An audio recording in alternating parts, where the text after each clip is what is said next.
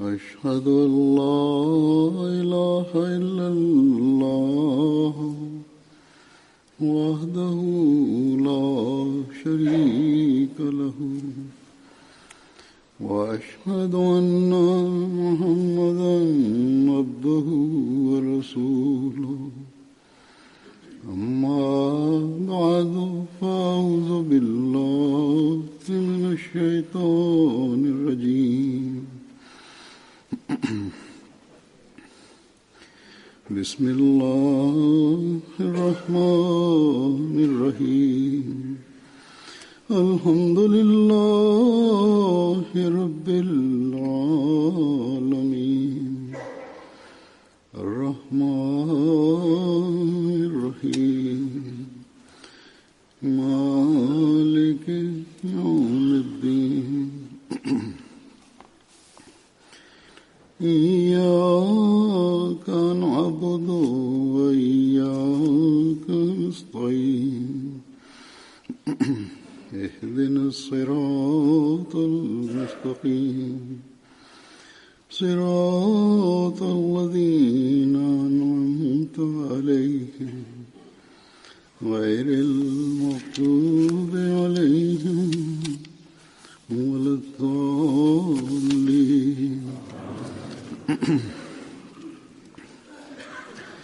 ما كان محمد أبا أحد من رجالكم ولكن رسول الله وخاتم النبيين وكان الله بكل شيء عليما.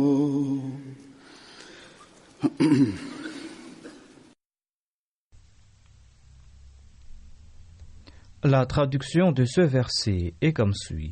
Mohammed sallallahu alayhi wa sallam n'est le père d'aucun de vos hommes, mais il est le messager d'Allah et le sceau de tous les prophètes, et Allah a pleine connaissance de toutes choses.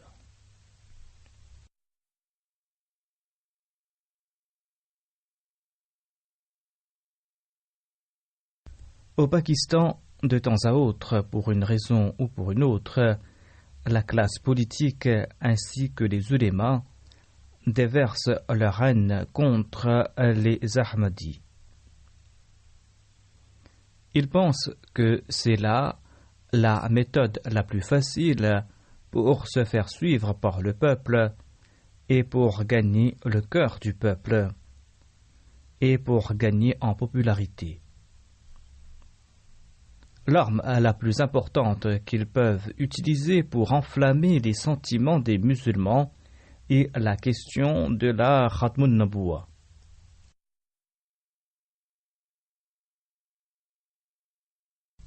Ainsi, quand un parti politique tombe en disgrâce, quand le taux de popularité d'un élu politique commence à baisser,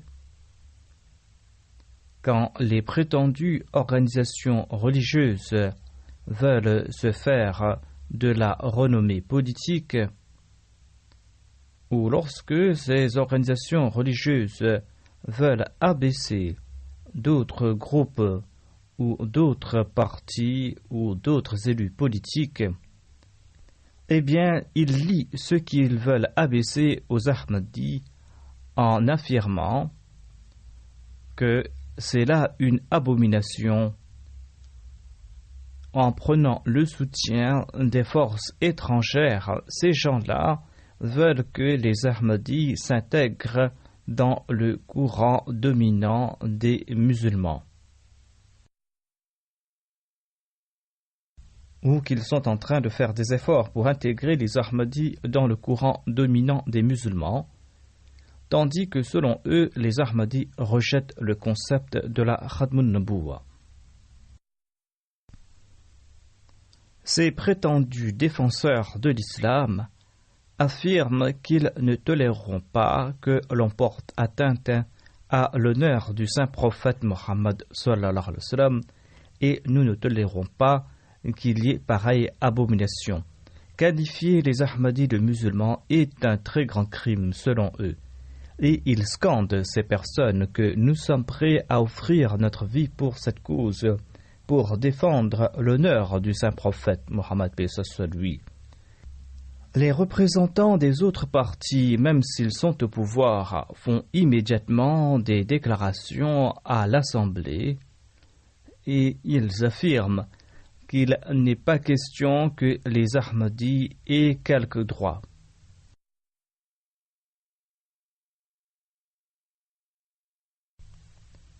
Il exige de même que l'on prive des Ahmadis du peu de droits dont ils jouissent, même en tant que citoyens pakistanais de troisième classe.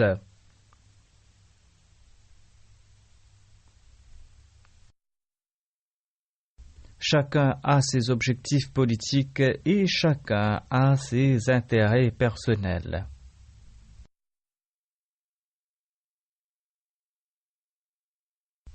Mais par force, ils y impliquent les Ahmadis, même si les Ahmadis n'ont aucun lien avec l'affaire, parce que c'est là pour eux une tâche facile que d'impliquer les Ahmadis. Les membres de l'Assemblée qui sont aux rênes de l'État et ceux qui ne le sont pas s'en prennent aux Ahmadis à qui mieux mieux. Et c'est ce que nous avons pu constater quelques jours de cela, suite à un amendement dans la formulation d'un article de la Constitution, amendement que voulait apporter le parti au pouvoir pour son propre avantage.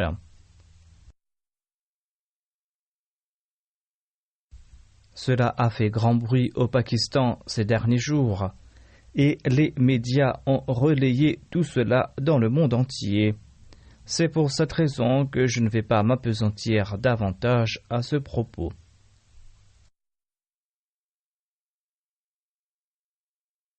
En ce qui concerne la Jamaat Ahmadiyya, jamais nous n'avons demandé à une puissance étrangère de nous aider à amender la constitution du Pakistan, afin que nous soyons reconnus comme musulmans par la loi et la constitution.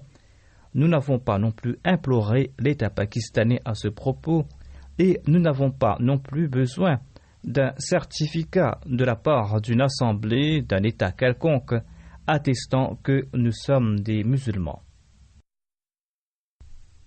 Nous nous disons musulmans parce que nous sommes musulmans et parce qu'Allah et son prophète sallallahu alayhi wa sallam ont fait de nous des musulmans.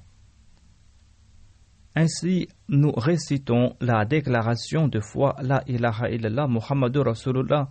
Il n'y a personne digne d'adoration excepté Allah et Mohammed est son messager. Nous croyons dans tous les piliers de la foi islamique et de la religion de l'islam. Nous croyons dans le Saint-Coran et nous acceptons le Saint-Prophète Mohammed sallallahu alayhi wa sallam en tant que Khatamun Nabiyyin. Tout comme l'a dit le Saint-Coran à la lumière du verset que j'ai cité. Nous croyons fermement que le Saint-Prophète Mohammed Rasulullah sallallahu alayhi wa sallam est le Khatamun Nabiyyin, le sceau des prophètes. Voire à maintes reprises et sans aucune équivoque, le Messie premier d'Islam a déclaré que celui qui rejette le concept de la Khatm Nabuwa est sans foi et celui-là il est hors du giron de l'islam. Il n'est ni Ahmadi, il n'est ni musulman. Ainsi, on est en train d'attiser les passions contre nous et nous accuser de nier au saint prophète Mohammed sallallahu alayhi wa sallam son statut de Khatamun Nabiyyin, qu'Allah nous en préserve. C'est là une accusation des plus viles et des plus odieuses qui est portée contre nous. Cette même accusation a été portée contre le Messie premier d'Islam et contre la Jamaat Ahmadiyya depuis que le Messie premier d'Islam s'était annoncé Messie promis. Et de temps à autre, ces gens-là attisent les flammes à ce propos quand ils tentent d'atteindre leur objectif, tout comme je l'ai déclaré. Le deuxième calife a déclaré dans un de ses sermons: comment pouvons-nous nier au saint prophète Mohammed sallallahu alayhi wa sallam? son statut de Khatamun Nabiyyin. Quand nous lisons le Saint-Coran, alors que nous croyons dans le Saint-Coran qui affirme que le Saint-Prophète Mohammed Mustafa sallallahu alayhi wa sallam est le Khatamun Nabiyyin, c'est-à-dire le sceau de tous les prophètes.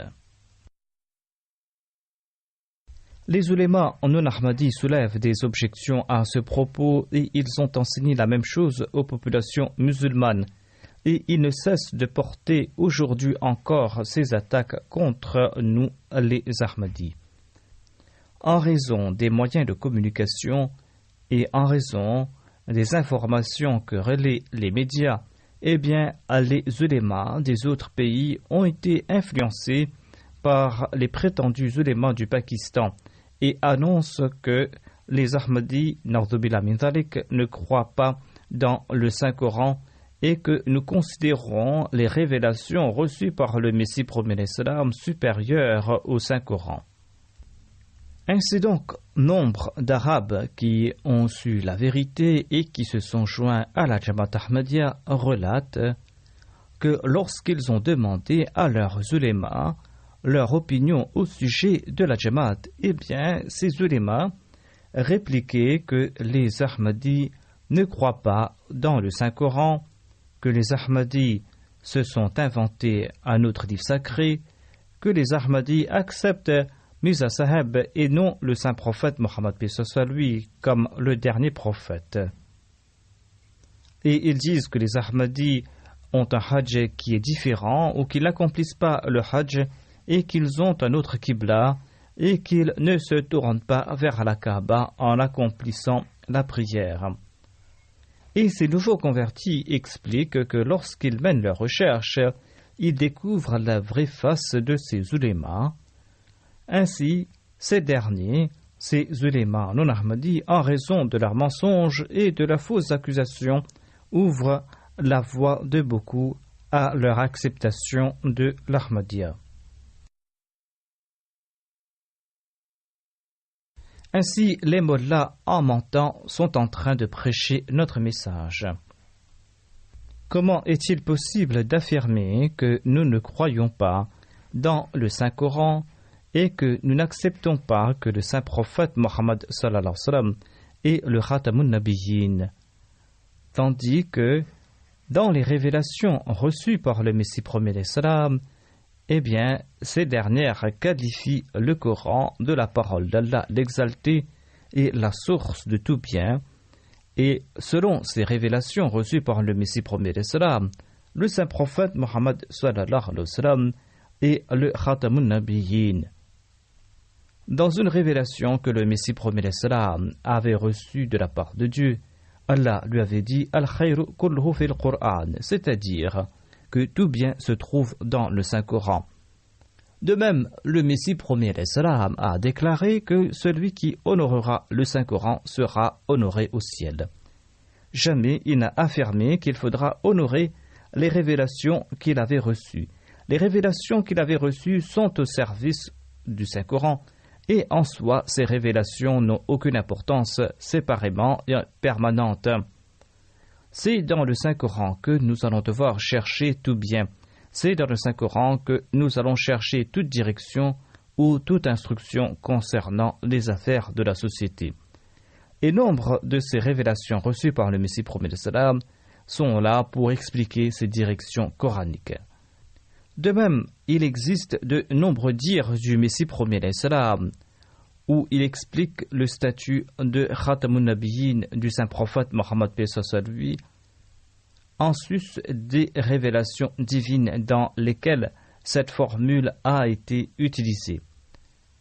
Dans une de ces révélations qu'il avait reçues, Dieu lui avait dit Salli ala Muhammadin wa ali Muhammadin sayyi wuldi Adam wa Khatamun Nabiyyin, c'est-à-dire envoie des salutations sur Mohammed sallallahu alayhi wa sallam et sur la famille de Mohammed sallallahu alayhi wa sallam, le chef des fils d'Adam et le Khatamul Anbiya, c'est-à-dire le sceau de tous les prophètes.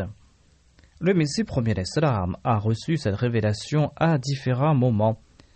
Il y a aussi cette révélation Kullu barakatin min Muhammadin sallallahu alayhi wa sallam, à savoir que toute bénédiction vient de la part du saint prophète Mohammed sallallahu alayhi wa sallam. Dans son ouvrage Tajalliyat Ilahiyya, le Messie promis alayhi salam explique: si je ne faisais pas partie de l'umma du saint prophète Mohammed sallallahu alayhi wa sallam, et si je n'avais pas été son disciple, eh bien, même si toutes mes bonnes actions avaient égalé toutes les montagnes du monde, je n'aurais jamais reçu l'honneur de converser avec Dieu. Car toutes les nabouas sont arrivées à leur fin, sauf celle du saint prophète Mohammed sallallahu alayhi wa sallam. Ainsi, le Messie premier alayhi salam est soumis au saint prophète Mohammed sallallahu alayhi wa sallam. Les révélations que le Messie premier alayhi salam a reçues sont soumises au Saint-Coran et servent en tant que commentaire du Saint-Coran.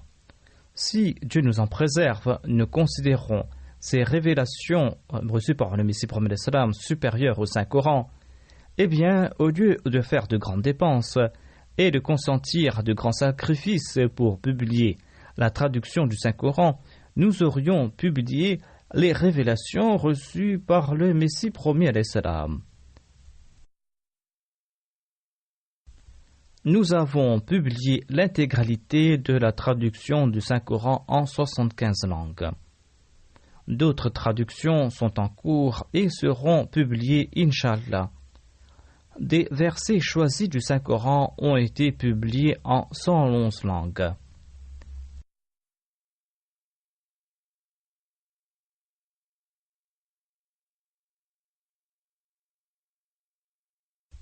Ces grands États islamiques et ces riches organisations religieuses doivent nous informer en combien de langues ont-ils traduit et publié le Saint-Coran. Nous, les Ahmadis, comprenons mieux que quiconque le sens véritable et l'esprit du statut de Khatamun Nabiyyin. D'ailleurs, nous faisons connaître aux populations du monde, dans leurs langues respectives, le statut de Khatamun Nabiyyin que Dieu a conféré au saint prophète Mohammed Mustafa sallallahu alayhi wa sallam. Or, ces gens ne cessent d'insister que les Ahmadis rejettent le statut de Khatamun Nabiyyin du saint prophète Mohammed, paix soit lui, qu'Allah nous en préserve. Le Messie premier alayhi salam nous a fait comprendre le sens véritable de la Khatmun Nabuwa, connaissance que ceux qui se proclament être les portes-étendards de la Khatmun Nabuwa ne possèdent même pas. Ils ne possèdent pas un iota de cette connaissance. Lors d'une rencontre, le Messie premier alayhi salam a expliqué: si nous acceptons ou pas le saint prophète Mohammed sallallahu alayhi wa sallam en tant que Khatamun Nabiyyin. Le Messie premier alayhi salam a déclaré: m'accusez-moi et ma jamaat de rejeter le fait que le saint prophète Mohammed sallallahu alayhi wa sallam soit le Khatamun Nabiyyin est une très grande calomnie. Étant imbu de certitude et de connaissance et de discernement, nous acceptons le saint prophète Mohammed sallallahu alayhi wa sallam comme le Khatamun Nabiyyin et nous en sommes convaincus. Les autres ne possèdent même pas une once de cette foi. Ils n'en ont pas cette aptitude. Ils ne saisissent même pas le secret que recèle le statut de Khatamun Nabiyyin du saint prophète Mohammed sallallahu alayhi wa sallam. Ils se sont contentés d'entendre un titre de leur père et de leur grand-père. Or, ils en ignorent la réalité. Ils ignorent ce qu'est le Khatamun Nabiyyin et que signifie croire en ce statut.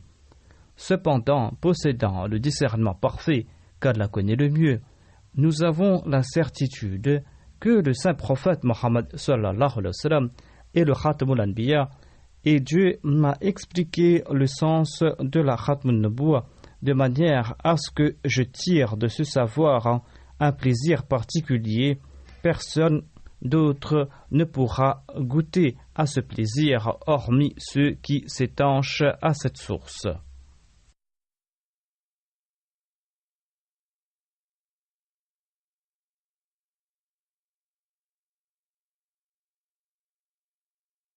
En expliquant ensuite la réalité de la Khatmun Nabuwa, le Messie premier alayhi salam déclare: Allah nous a accordé ce prophète sallallahu alayhi wa sallam qui est le Khatamul Mu'minin, Khatamul Arifin et le Khatamul Nabiyyin. De même, Allah lui a révélé le livre qui est le condensé de toutes les écritures et le sceau de tous les livres. Le saint prophète Mohammed sallallahu alayhi wa sallam et le Khatamun Nabiyyin et la Naboua est arrivé à sa fin par son entremise. Or, cette fin ne signifie point supprimer comme dans le sens de tuer quelqu'un. Pareille fin n'est point source de fierté. La Naboua du saint prophète Mohammed sallallahu alayhi wa sallam est arrivée à sa fin par l'entremise du saint prophète Mohammed sallallahu alayhi wa sallam, dans le sens que tout naturellement, les excellences de la Naboua sont arrivées à la perfection en sa personne. C'est-à-dire que toutes les excellences éparses existant en différents prophètes depuis Adam jusqu'à Jésus ont été réunies en la personne du saint prophète Mohammed sallallahu alayhi wa sallam. Tout naturellement, il a porté le titre de Khatamun Nabiyyin. De même, tous les préceptes, tous les conseils et le savoir que recelaient différentes écritures, eh bien, tout cela est arrivé à la perfection dans le Saint-Coran. C'est ainsi que le Saint-Coran est le Khatamul Kutub. Ainsi, voilà la réalité qu'ignorent nos adversaires. Les ulémas ne veulent pas lâcher prise sur ceux qui sont entre leurs griffes, car si ces derniers arrivent à connaître la vérité, eh bien, eux, ces ulémas qui ont fait de la religion leur fonds de commerce, perdront leur gagne-pain.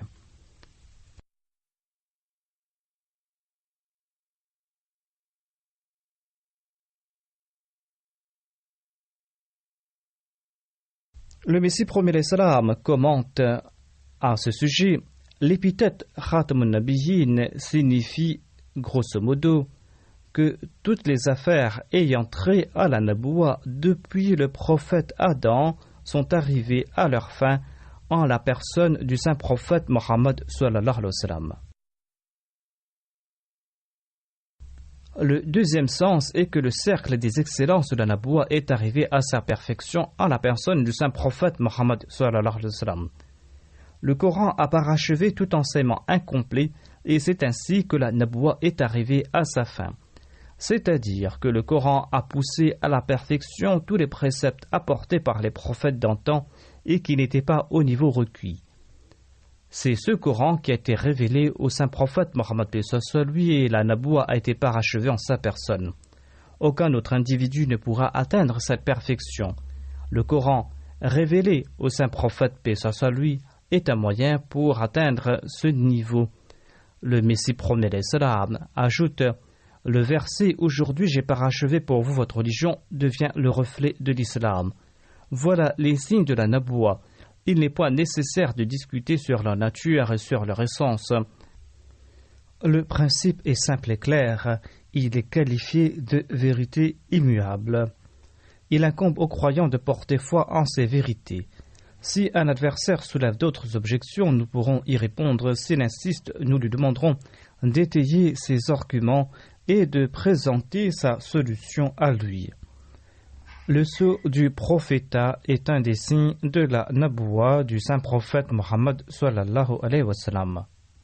C'est-à-dire, il incombe à tout musulman de porter foi en son statut de Khatamun Nabiyyin.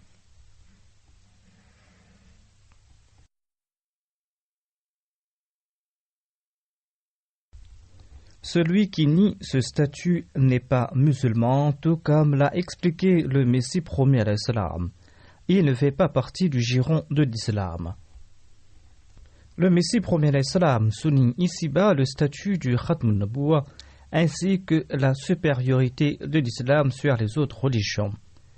Le Messie promis à l'Islam déclare: la Khatmun Naboua est la limite où les arguments et la connaissance de la personne de Dieu atteignent son apogée.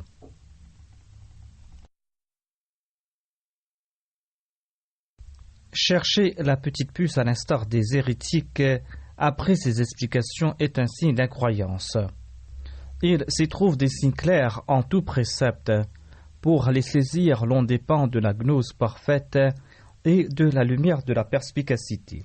C'est-à-dire que l'on sera à même de comprendre ces faits quand on possédera la connaissance parfaite, ainsi que la lumière émanant d'Allah l'exalté. Le Messie premier l'Islam explique que la foi et la connaissance de la personne de Dieu ont été parachevées avec l'avènement du saint prophète Mohammed lui. Aucune autre nation n'a reçu cette lumière et cette charia éclairée. Si c'en était le cas, n'aurait-elle pas pu éclairer les Arabes? Les autres peuples n'ont pas reçu de charia parfaite, car leurs prophètes ont été suscités dans leurs régions respectives. Le Messie premier de l'Islam explique que c'est une preuve que les Arabes ignoraient tout de Dieu, de la religion, et qu'ils n'ont pas accepté les croyances de ceux avec qui ils étaient en contact, parce que ces derniers ne possédaient pas de charia et de lumière parfaite. Si les religions antérieures disposaient de cette lumière parfaite, elles auraient influencé les Arabes. Le Messie premier de l'Islam explique: la lumière qui est sortie de l'Arabie a éclairé tous les peuples et tous les lieux. Or, ce fut là l'apanage du saint prophète Mohammed lui. Il est ce soleil éclairant toutes les nations, tous les lieux et toutes villes.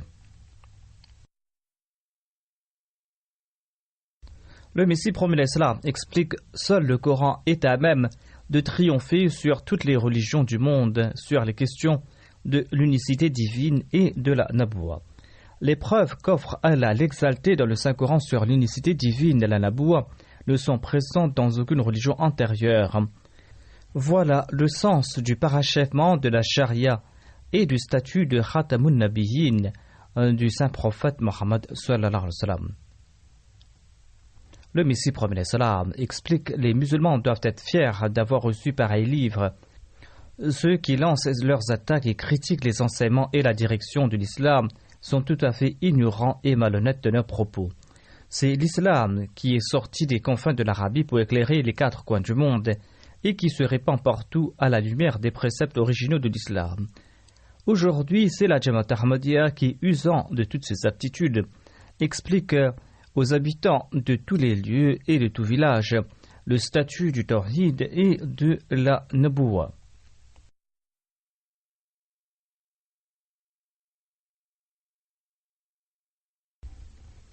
Ainsi, nous les Ahmadis avons la meilleure compréhension du statut de Khatmun Naboua et de la charia révélée au saint prophète Mohammed lui. C'est le Messie premier l'Islam qui a expliqué aux adeptes des autres religions le statut véritable du saint prophète Mohammed sallallahu alayhi wa sallam. Et de surcroît, il a expliqué qu'il y a eu de tels changements dans les enseignements des autres religions, des religions apportées par les autres prophètes, et que le statut et la véracité de ces autres prophètes sont à présent douteux. C'est le saint prophète Mohammed sallallahu alayhi wa sallam qui nous a fait comprendre la véridicité des prophètes d'antan. Le Messie premier l'Islam explique: l'enseignement parfait est celui qui cultive et soutient toutes les aptitudes humaines et non celui qui s'arrête à une seule d'entre elles. Étudiez les évangiles et comparez-les aux aptitudes de l'homme. Ces facultés humaines ainsi que la nature de l'homme sont le livre de l'œuvre divine et l'expression de ses actions.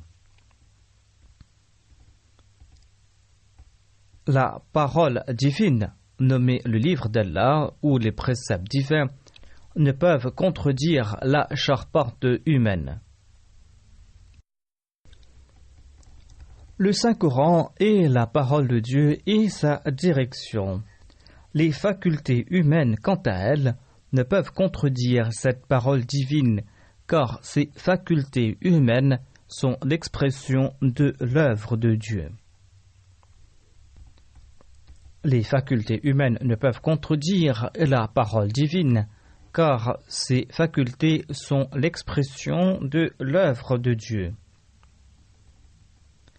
La charia, quant à elle, est la parole de Dieu.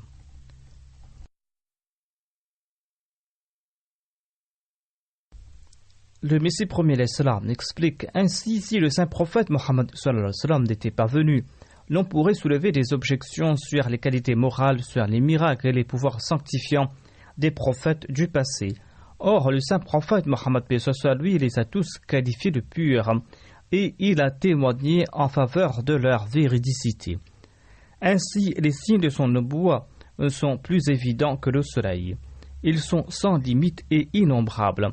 Soulever des objections sur la nubuwwa ou sur des signes du saint prophète Mohammed paix soit lui reviendrait à affirmer tel un sot qu'il fait nuit quand le soleil brille en plein jour. Je le répète, les autres religions seraient dans les ténèbres si le saint prophète Mohammed paix soit lui n'était pas venu. La foi aurait complètement disparu et la terre réduite à néant en raison des malédictions et la colère divine. L'islam brille tel le soleil. Il a fait sortir les autres des ténèbres. Lisez la Torah, il vous sera difficile d'en saisir la nature du paradis et de l'enfer. Lisez les évangiles, vous n'y découvrirez aucune trace de l'unicité de Dieu. Il n'y a pas de doute que ces deux écritures sont venues de la part de Dieu. Or, quelle lumière offre-t-elle? La lumière véritable qu'exige le salut se trouve en l'islam. Feuilletez le Coran et constatez qu'il défend à toutes les pages l'unicité de Dieu, tel un sabre tiré au clair pour trancher la racine du polythéisme. De même, il éclaire tous les aspects de la nubuwwa. Ces explications ne peuvent être plus limpides. Voilà la compréhension de l'unicité divine que nous a offerte le Messie premier alayhi salam. Les ulémas d'aujourd'hui ne cessent de s'attaquer les uns aux autres. Or, ils n'ont pas le courage de montrer aux autres religions leur visage véritable, ainsi que leur faiblesse, et de prouver la supériorité du saint prophète Mohammed sallallahu alayhi wa sallam. C'est la djaba du Messie premier alayhi salam qui est en train d'accomplir cette tâche suite à l'entraînement et la connaissance offerts par le Messie premier alayhi salam. Or, il insiste à dire que nous sommes mécréants et qu'ils sont eux des croyants.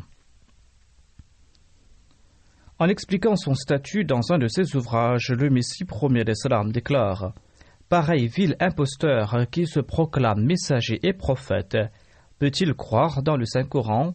Celui qui croit dans le Saint-Coran et dans l'origine divine du verset, mais il est le messager d'Allah et le sceau des prophètes, eh bien celui-là peut-il dire qu'il a été suscité en tant que prophète et en tant que messager après le saint prophète sallallahu alayhi wa sallam? Les assoiffés de justice doivent comprendre qu'à aucun moment je me suis proclamé prophète ou messager au sens littéral.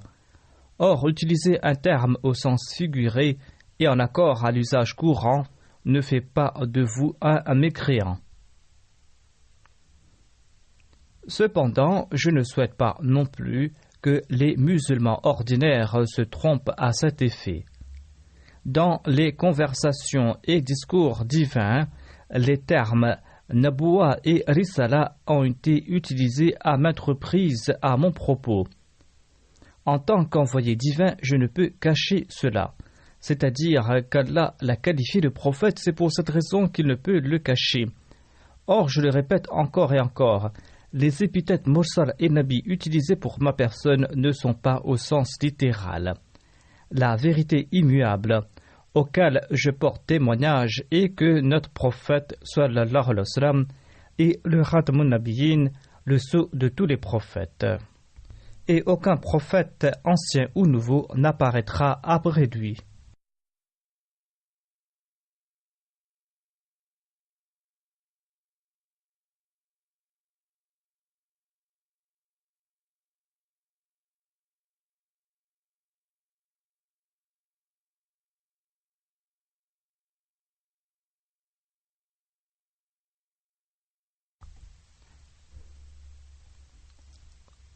Ainsi, ma foi est que celui qui se dit prophète et qui se dissocie des grâces du saint prophète Mohammed paix soit lui et qui se sépare de cette source limpide pour se faire prophète indépendant, celui-là est un apostat et sans religion. Sans aucun doute, une personne pareille s'inventera une nouvelle déclaration de foi et de nouvelles formes d'adoration et apportera des changements dans les préceptes divins. Il est sans aucun doute le frère de Moussalema, le menteur. Il n'y a pas de doute concernant le fait qu'il est un mécréant. Comment peut-on dire que pareil infâme suit le Saint-Coran? La personne à qui Allah l'exalté permet de s'asservir au saint prophète Mohammed sallallahu alayhi wa sallam et de suivre sa charia peut mériter cet honneur. Les autres personnes ne le méritent pas. Toute personne qui ne suit plus le saint prophète, paix soit lui, n'est pas digne d'être qualifié de musulman.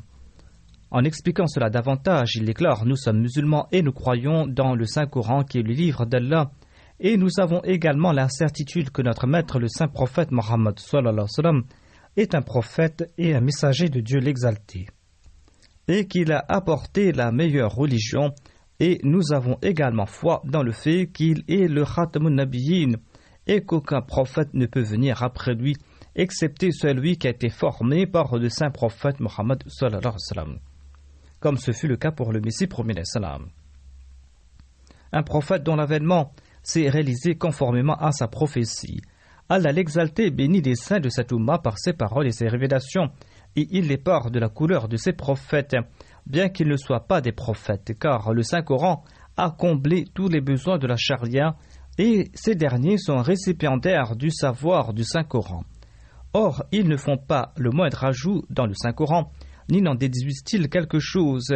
Celui qui ajoute ou retire quoi que ce soit du Saint-Coran est un Satan et un fifier pécheur.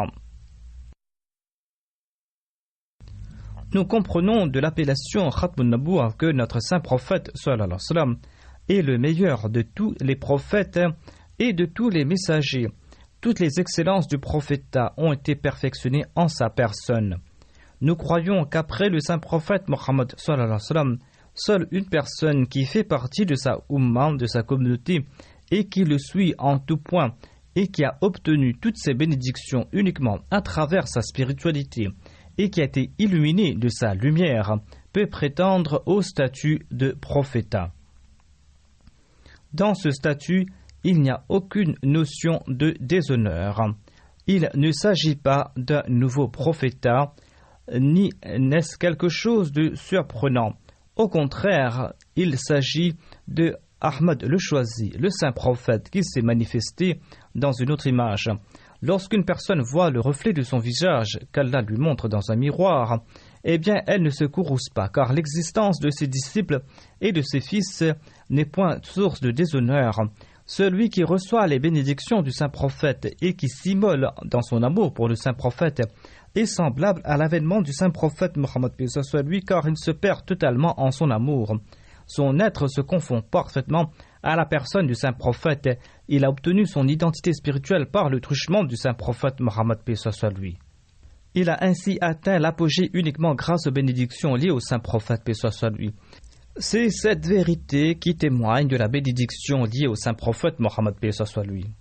Les gens contemplent la beauté du saint prophète Mohammed paix soit lui en regardant ses suivants qui, de par la grandeur de leur amour et de leur pureté, se sont perdus en son être. Remettre en cause ce concept, c'est faire preuve d'ignorance, car il s'agit d'une preuve de la part d'Allah que le saint prophète n'a pas de descendance physique. Celui qui réfléchit n'a pas besoin d'autres explications. Le saint prophète n'était pas physiquement le père d'aucun homme, mais en raison des bénédictions liées à son prophétat, il est le père de celui qui atteint l'apogée en la spiritualité. Le saint prophète Mohammed paix soit lui est le plus grand de tous les prophètes et il est le chef de tous les élus de Dieu. Seul celui qui porte la marque de l'attestation du saint prophète Mohammed sallallahu alayhi wa sallam et qui le suit complètement dans sa pratique peut se présenter dans la cour d'Allah l'exalté. Aucune action, aucune adoration ne sera acceptée par Dieu l'exalté de la part d'une personne qui ne proclame pas le prophétat du saint prophète Mohammed paix soit lui et qui ne reste pas ferme sur la religion qu'il a apportée. La personne qui se sépare du saint prophète et qui ne suit pas sa pratique avec toutes ses capacités sera anéantie. Aucune nouvelle loi ne peut venir après lui, aucune personne ne peut abroger son livre et ses enseignements. Personne ne peut modifier ses paroles bénies. Aucune pluie n'est comparable à la pluie torrentielle du saint prophète Mohammed paix soit lui, c'est-à-dire sa pluie spirituelle. Celui qui s'éloigne ne serait-ce que d'un iota des commandements du Saint-Coran sera radié du registre des croyants. Nul ne peut atteindre la réussite tant qu'il ne met en pratique l'ensemble des enseignements du saint prophète Mohammed sallallahu alayhi wa sallam. Et celui qui rejette ne serait-ce qu'une partie de l'héritage des conseils du saint prophète Mohammed paix soit lui, celui-là s'est égaré. celui qui se proclame prophète de son Ummah, sans prétendre avoir été formé par le saint prophète Mohammed sallallahu alayhi wa sallam, et qui n'accorde aucune importance aux actes et pratiques du saint prophète, paix soit sur lui, et qui ne considère pas le Saint-Coran comme la dernière loi, celui-là s'égare. Celui-là sera compté parmi les pécheurs et les mécréants. Celui qui proclame être un prophète et qui ne se considère pas membre de la Ummah du saint prophète Mohammed, paix soit sur lui, et qui ne déclare pas que tout ce qu'il a obtenu dépendait des bénédictions liées au saint prophète, paix soit sur lui, et qui ne se considère pas comme un fruit du jardin du saint prophète, paix soit sur lui, comme une goutte de sa pluie torrentielle et un rayon de sa lumière, eh bien sachez qu'un tel individu est maudit. La malédiction d'Allah s'abat sur lui et sur ses compagnons et sur les personnes qui le supportent. Ainsi, le Messie promet l'Islam n'est pas en train d'envoyer cette malédiction sur lui ni sur sa communauté. Cela démontre qu'il considérait qu'il avait obtenu toutes ces bénédictions spirituelles grâce au saint prophète Mohammed soit lui, et c'est en raison du fait qu'il était son fervent disciple que Dieu lui avait accordé en récompense le statut de prophète non porteur de loi. Il déclare sous les cieux: nous n'avons aucun autre prophète excepté le saint prophète, paix soit lui, le choisi, et aucun autre livre excepté le Saint-Coran. Celui qui remet en cause cela avance à grands pas vers l'enfer. En de nombreux endroits, le Messie promet l'Islam a mentionné la réalité et le statut de la Khatm an-Nabuwah. Et en comparaison, il a mentionné aussi son propre statut. Il a déclaré que si tous les musulmans suivaient encore leur religion, s'ils étaient les véritables disciples du saint prophète, son avènement n'aurait pas lieu de l'être. Il dit: nous pouvons illustrer la question de la Khatm an-Nabuwah grâce aux exemples de ce monde. La lune commence par le premier croissant et arrive à son apogée avec la phase de la pleine lune, le 14e du mois lunaire. De même, le prophète est arrivé à son apogée en la personne du saint prophète Mohammed, paix soit sur lui. Ceux qui croient que le prophète a été mis à terme de force et qu'il ne faut donner aucune préscience au saint prophète, paix soit sur lui, sur Jonas, le fils d'Amitai, eh bien ceux-là n'ont pas compris cette réalité et n'ont aucune connaissance de la grandeur et de la perfection du saint prophète Mohammed sallallahu alayhi wa sallam. Malgré ce manque de considération et de connaissance, ils m'accusent de rejeter le concept de la Khatm an-Nabuwah. Ils ne comprennent pas eux-mêmes ce concept, mais disent que nous ne croyons pas dans la finalité du prophète. Le Messie promet l'Islam déclare: quelle réponse puis-je donner à pareils malades qui me font pitié? S'ils n'étaient pas dans cet état-là, s'ils n'étaient pas aussi ignorants de l'islam, et s'ils ne s'étaient pas écartés de la religion, eh bien, mon avènement n'avait pas lieu d'être.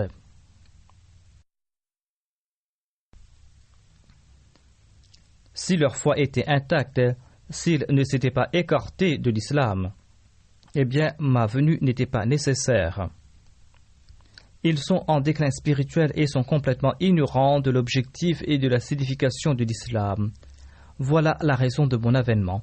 Sinon, il n'aurait pas été nécessaire de montrer de l'inimitié envers un véridique pour mériter le titre de mécréant. Ils n'avaient aucune raison de devenir des ennemis de celui qui était sur la voie de la vérité, celui qui avait été envoyé par Dieu, celui qui croyait fermement dans le saint prophète, paix soit lui, c'est-à-dire le Messie promet l'Islam. Devenir l'ennemi d'un envoyé de Dieu résulte en la mécréance. Donc, comme il qualifie d'incroyants ceux qui lisent la déclaration de foi, c'est-à-dire nous les Ahmadis, eh bien, ils deviennent eux-mêmes hors du giron de l'islam. Celui qui qualifie un autre de mécréant devient lui-même un mécréant. Il y a un hadith du saint prophète, paix soit sur lui, à ce sujet. Donc, ceux qui déclarent kafir tombent eux-mêmes sous cette déclaration. C'est pour cela que nous conseillons à ces gens qui lisent la kalima d'être bienveillants envers eux-mêmes, de réfléchir et de voir ce que Dieu souhaite et ce qu'il affirme. Je viens de présenter quelques extraits des dires du Messie promu l'Islam, qu'Allah fasse que ces extraits puissent guider les âmes pures parmi les musulmans et qu'au lieu de soulever des allégations contre nous, qu'ils réfléchissent sur leurs états.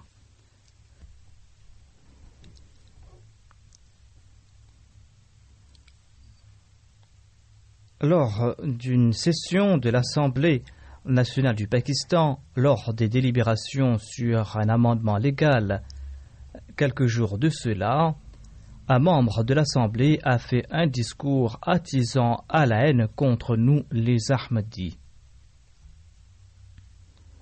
Ce discours n'était pas uniquement pour attiser le faux sens de l'honneur des membres de l'Assemblée, mais aussi afin d'inciter les gens contre nous et de semer le désordre dans le pays, afin que tout le monde s'unisse contre les Ahmadis.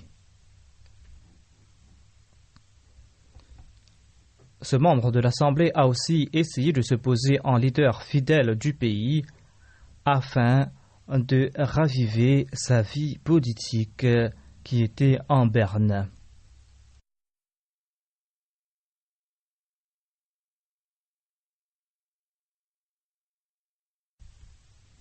Mais certains politiciens doués de bon sens, les médias ainsi que les gens de bonne nature ont fait montre de leur mécontentement à cet égard.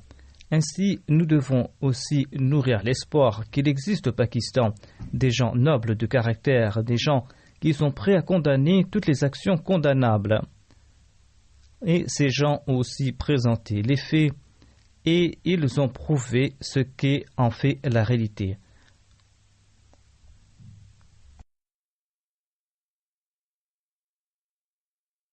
En montant sur ses grands chevaux, ce membre du Parlement a déclaré que notre fierté ne nous permet pas de nommer le département de physique de l'université Quaid-e-Azam après le nom du docteur Abdus Salam, car le docteur Abdus Salam était un mécréant et qu'il ne croyait pas en la finalité du prophète. Ce membre du Parlement oublie que la personne qui a nommé ce département sous le nom d'Abdus Salam est le dirigeant de son propre parti et il était le Premier ministre et il était de surcroît son beau-père. Pourquoi n'avait-il pas exprimé son sens de l'honneur à ce moment-là? Pourquoi n'avait-il pas contesté pareille démarche? Tout simplement parce que les gens sont en train d'accuser le parti concerné et celui-là croit que l'unique moyen de le sauver est de dire ce qu'il pense à propos des Ahmadis. En ce qui concerne les Ahmadis, eh bien, cela nous est indifférent qu'ils aient attribué ce nom au département ou pas. Les proches de la famille du docteur Abdus Salam, ses enfants, son fils en particulier, avaient écrit au Premier ministre lorsqu'on avait donné ce nom à ce département, mais ils n'ont reçu aucune réponse en retour. Ils ont écrit « Nous sommes étonnés de voir qu'après 20 longues années, le gouvernement pakistanais a pensé nommer un département d'après ce physicien renommé. » Le fils a aussi écrit « Malgré le fait que mon père est un non-musulman d'après la constitution du Pakistan et que cela l'avait fort attristé, il n'a pas quand même délaissé sa nationalité pakistanaise.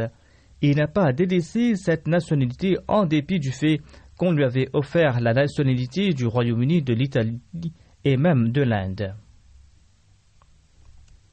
Il disait toujours qu'il sera toujours loyal envers le Pakistan, qu'il a toujours été loyal et qu'il le sera toujours, et qu'il œuvrera toujours pour le bien-être du Pakistan. En tout cas, les enfants du docteur Abdus Salam avaient écrit au Premier ministre du Pakistan de l'époque en disant « Nous sommes musulmans et nous appartenons à la Jamaat Ahmadiyya pour satisfaire Allah d'exalter. Nous avons accepté le Messie premier salam et étant donné que nos droits ne sont pas respectés, nous les membres de la famille du docteur Abdus Salam, nous ses enfants, étant donné que nous ne sommes pas reconnus en tant que musulmans, eh bien, au lieu d'être heureux de cette décision prise par le gouvernement, nous nous en dissocions. » Voilà la réaction de la part des enfants du docteur Abdus Salam. Si le gouvernement pakistanais veut changer le nom, il peut le faire avec plaisir. Cela n'affectera nullement la famille Salam ni la Jamaat Ahmadiyya. Ensuite, cet homme politique a déclaré qu'il ne faut pas recruter les Ahmadis dans l'armée. Jusqu'à ce jour, l'histoire du Pakistan témoigne du fait que tous les Ahmadis qui ont servi dans l'armée ont fait des sacrifices pour leur pays. En général, ce sont les soldats, les sous-officiers, ou tout au plus des colonels ou des majors qui font des sacrifices pour leur pays sur le champ de bataille. Or, parmi les Ahmadis, il y eut des généraux et qui sont sortis sur le front et qui sont tombés sur le champ de bataille en tant que martyrs. Les médias pakistanais sont en train de débattre à ce propos et les vérités sont là et sont claires. Ils ont démenti cet homme politique. Ils ont cité le nom des généraux Akhtar Ali et Iftikhar qui sont tombés à martyrs. Ce membre du Parlement qui a fait ce grand discours n'avait eu que le grade de capitaine de l'armée. Ensuite, il a démissionné parce qu'il était devenu le gendre du Premier ministre et il a commencé à son tour à courir derrière l'argent et est arrivé dans la politique. S'il aimait vraiment sa patrie, il aurait dû rester dans l'armée et consentir à des sacrifices pour son pays. Ainsi, on dit aussi à propos des Ahmadis qu'ils ne rendent pas des services à leur peuple et qu'ils ne sont pas sincères envers leur peuple. J'annonce avec certitude qu'au Pakistan, les Ahmadis sont les seuls qui croient et qui agissent en fonction du hadith du saint prophète, paix soit lui, à savoir que l'amour pour la patrie fait partie de la foi. Ils sont les seuls qui sacrifient leur vie et leur richesse pour leur pays. Ils ne font pas des discours uniquement pour se faire de la renommée politique. Nous n'avons, nous, quelque intérêt politique. Nous sommes certes ceux qui se sacrifient pour leur religion, mais nous ne sommes pas ceux qui utilisent la religion afin de gagner en popularité politique ou pour tuer au nom de la religion. Nous croyons que le saint prophète Mohammed sallallahu alayhi wa sallam est le Khatamun Nabiyyin et nous sommes de ceux qui se sacrifient pour son honneur. Et Inch'Allah, nous serons toujours prêts dans le futur à nous sacrifier pour son honneur. Et d'ailleurs, nous sommes en train de le faire et nous allons le faire. Il incombe à tout Ahmadi pakistani de prier pour qu'Allah protège ce pays pour lequel les Ahmadis se sont sacrifiés depuis sa naissance jusqu'à aujourd'hui. Et que Dieu protège ce pays des leaders tyranniques et qu'il le protège des ulémas qui ne font qu'assouvir leurs intérêts. Et qu'Allah fasse que le Pakistan soit parmi les pays libres et nobles de ce monde.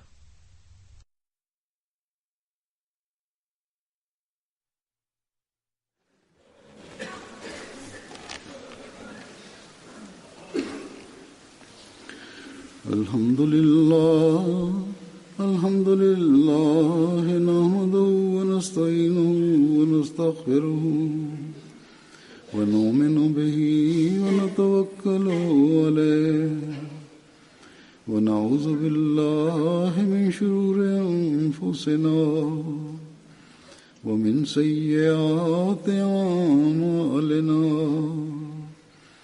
من يهده الله فلا مضل له ومن يضلل فلا هادي له ونشهد أن لا إله إلا الله ونشهد أن محمدا عبده ورسوله عباد الله رحمكم الله إن الله يأمر بالعدل والإحسان وإيتاء ذي القربى وينهى عن الفحشاء والمنكر والبغي يعظكم لعلكم تذكرون اذكروا الله يذكركم وادعوه يستجب لكم ولذكر الله